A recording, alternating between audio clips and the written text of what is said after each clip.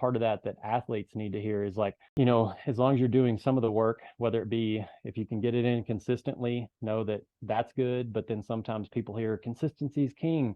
So then they just kind of ride that moderato too much, where it's like moderately good, but they never allow themselves to fully recover. So it's like, sometimes it's like, figure out unique coaching ways or their own ways to say, like, do some intensity and then bookend it with a big volume, or do something where it's like you need to take a break, because there's a difference between like staying fit, because you can ride pretty consistently and stay fit, versus really pushing yourself to new gains. And that's where it's like you got to get into that uncomfortable zone. Like I noticed, like you always mention talking about books, and like one of the good ones is like, have you ever read like Seth Godin's The Dip? The Dip? No, I don't even know if I've heard of that. It's a short read. It's awesome. Like I wrote a little article on it, but basically it's kind of the concept of like, when most things get hard, that's whenever people stop. They get in this dip, and then if you can persevere through it, that's when the results are on the other side.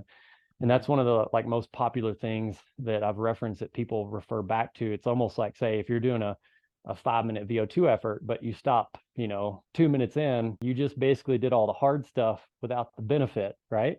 And that's the perfect example of the dip. So it's like, I have people doing more extensive efforts and saying like, why are you worried about, wearing that 20-minute power on your sleeve, whenever if you just drop it a few watts and extend it, you're going to be better off for like, say, gravel racing or Leadville or these mountain bike events that people are doing. And there's times to do shorter stuff, but it's like, that's one of those examples of like, giving them the skills to kind of make the decision.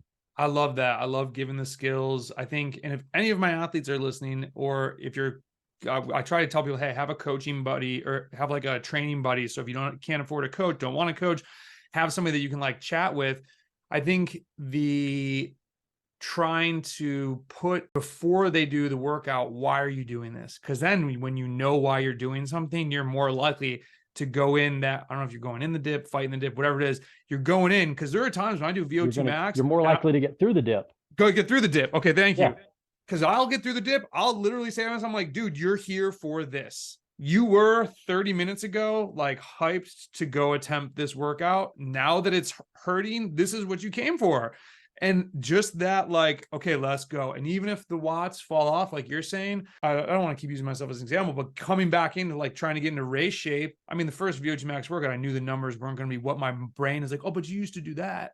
So I was like, okay, take this number down, just get through this session, get that little W. And so I think that's a really good point to make. And then, if you're out there and you're trying to get with somebody to have conversations about your training, like help each other with that. And a lot of that's like that motivation from each other and feed off each other's wins. And just, you get this snowball thing going, and you will, like Daniel's saying, you're going to come out and hit numbers that you don't even are thinking of are possible. And it takes time. Sometimes it's not about hitting those hero numbers either. It's like, yeah, I was lucky, but that came from doing all this stuff of months ago, because I remember the same thing. It's like, I have a performance studio that I've in my shared office here. And it's like, I remember going in there on one of the watt bikes and could barely hold numbers that were like tempo of last year. And like, I could hold them for hours. Like the power I held for 3.5 or a little over 3 hours for marathon nationals to win, like I couldn't even hold for 10 minutes, 12 minutes on the trainer. And I was like, what is going on? But it's like, it's about doing the work.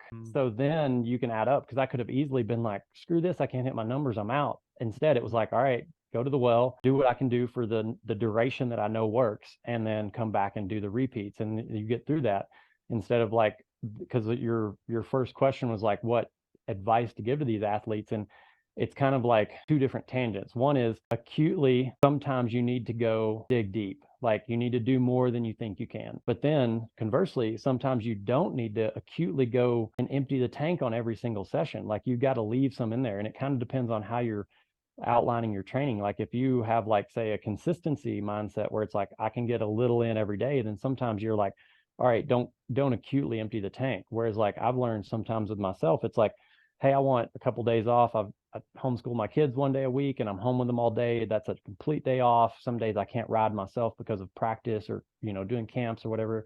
So I know those days aren't going to be for me. So instead I do bigger peaks where it's like a couple hard days or a bigger day with some volume, or acutely like, man, I would never write some of the prescriptions that I've done myself for people, but I'm like, how did I just go out and do 41 minutes of VO2 accumulation, even above what my VO2 range would have been? Like I wouldn't have guessed it, but it's like, then you pay for that for a couple days. But as long as you're not trying to get consistent training in over those next days, just like, all right, let it soak in. But if I was thinking like, hey, here's a workout for you, Brennan, and then you got to go back out and do it something the next day, it's like, no, that's not feasible. But I knew like, all right, I know I'm going to have these next few days just to skate it out, let the adaptation soak in and run with it. But those are different scenarios for like self-coached athletes, because everybody gets in the mindset of like, well, this is the plan, but I can't follow it. And that's the art of coaching, right? It's like, making a plan work in somebody's life versus it just being like, this is the best case scenario of what the plan tells me.